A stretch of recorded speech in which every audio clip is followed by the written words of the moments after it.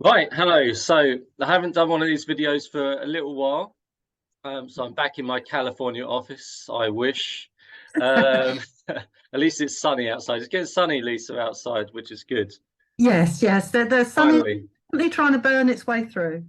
Yeah, that's it. That's it. We had the flood. We had Storm Noah, which was aptly named. Yeah. Um, We're just waiting for the rain of frogs, isn't it, next? Yeah. yeah, the We've plagues. had the pandemic. Yeah. No, it's all good. We've had our rainbows. It's all good now. It's all Yes. positive. So anyway, I've got Lisa here from Aspen Waite, and she helps companies to apply for R&D tax credits. I thought that would be a really good topic to talk about, and just find out some more information. So, Lisa, what are R&D tax credits, first of all, and is it worth bothering with? Well, it's always worth looking at your corporation taxation and how you can minimize it. And R&D tax credits is one of the ways you can do that.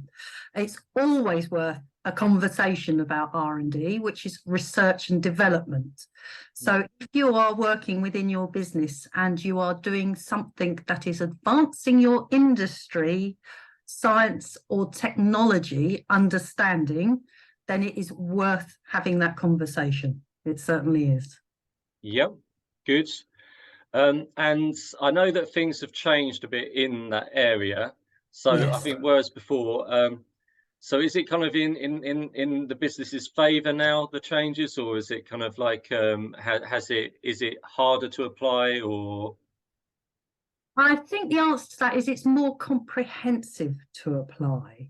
mm, HMRC have changed the guidelines a lot more with the changes of governments and prime ministers even that we've had a lot.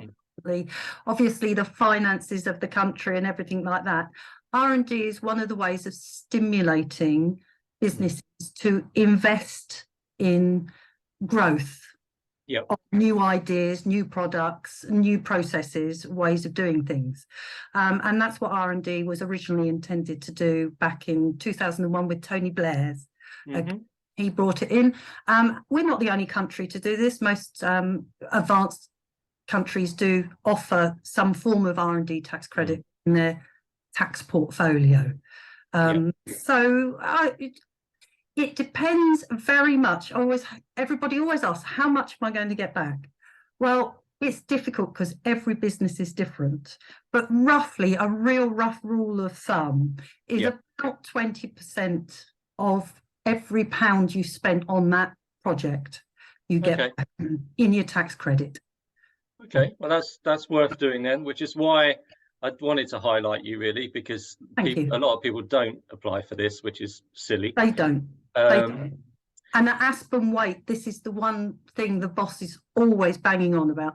Small and medium enterprises are mm, just as entitled to go for this as mm. any large corporation. So please do speak to your accountant, an R&D specialist like ourselves, or your business advisor. Just talk to, people and find out about it. Yep, good. And what can people apply for then? So, like, what does R&D cover? Well, theoretically, R&D can cover almost anything, although it doesn't cover the humanities or education. Our Mm, HMRC are very firm on that point. okay. But having said that, if you are in education, perhaps you've come up with a new technological or A new data. app or something like that. Yeah, Yep. then that is a separate issue from the education, as it were. So even if Yeah. you work in the humanities or education, it's worth considering. Again, Yeah. have the conversation. But so what this HMRC is specifically looking for is an advance in science and technology, Mm, a global or industrial basis. So are you forwarding the knowledge in? mm. And you have to separate that out from business growth. It's a bit Yep. of, they're quite symbiotic, the two. So Yeah. Yeah. you have to differentiate from that. And then you have to look at your evidence gathering. So Mm. obviously you need all the costs in your accounts. I wish I could have a t-shirt with that printed on. If it's not in your accounts, you can't claim it. Yeah, yeah, And obviously all of the process you've gone through, you know, keep a diary of what you've done. So yeah, you demonstrate step by step what you went through. yeah. And you can like claim for hours spent and Yeah. things like that then Yeah. on any projects. Yeah. Okay. So, you know, your PAYE, any subcontractors you've brought in, any, you know, material costs. They also allow you to include your utilities, so your energy and your heating and, you know, your water. So Yeah. they allow for all of that, but you have to evidence those costs. Okay. So that brings me to the next question then. So hopefully people are being meticulous and kind of gathering everything to do with any Yes. projects or anything they've been working on. Yes. How can you do you do a lot of the legwork if they apply for it? I guess that's Yes. Well, and is it the same for every R&D tax credit? oh, no. We work bespoke with each and every business. Each and Yeah, every business is unique. You are all different. We're all human. We're all yeah, striving to grow and perform, but in very unique and different ways. So yeah. every client is different. So I work with clients uniquely with them, depending on their needs. I mean, some of them are really lovely, and in their accounting system, they have a nominal code with all their R&D costs with notes next to it about why they spent that and what they spent it on. Yeah. Whereas others will just shove all of their accounts information over and go, over to you, Lisa. So Yeah. I bet you love those. They're your favourite. wading through them, actually. I never say this, but I love Excels. But no, as we work with a client, we educate them as well. So, you know, they become more and more aware of what is required by HMRC. So they get skill sets to make their lives easier as they move forwards. And I think it's important at this point to say that one of the guidelines HMRC have changed from April this year is you are no longer allowed to retrospectively claim years in the past. Used to be able to, which was easier for businesses, but now they're asking us to pre-notify them of R&D. So please do talk to a specialist to find out more. Yeah.